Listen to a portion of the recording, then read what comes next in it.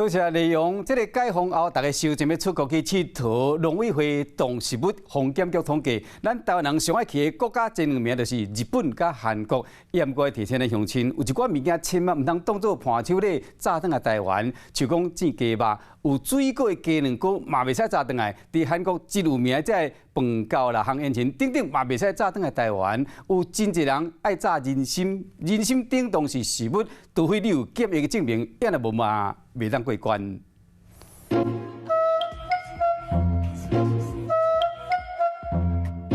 民众伫日本买水蜜桃，想要走回国，安尼是袂使。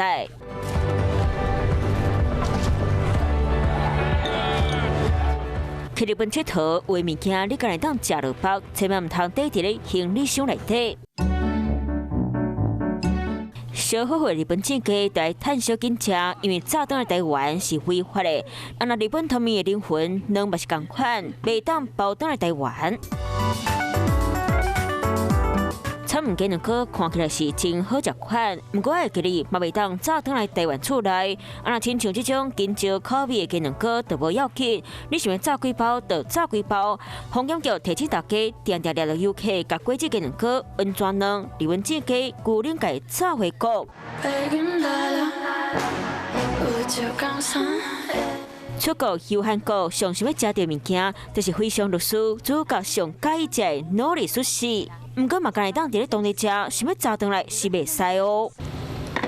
烧好好的人参鸡汤啉落去，互规身躯烧热。大家拢想要甲新鲜的人参炸转去。防检局来提醒游客，人参必须检附韩国的检疫证明。御饭团哈，它可能里面是有包肉的哈，这个也是不行。就是韩国有一些饭卷哈，可是饭卷里面很有可能是包肉的哈，所以建议就是在机上吃掉哈，或者是说不要携带入境哈。国外好食面是这个塔多鸡，想要走回国，得斟酌想一下，看敢袂当炸。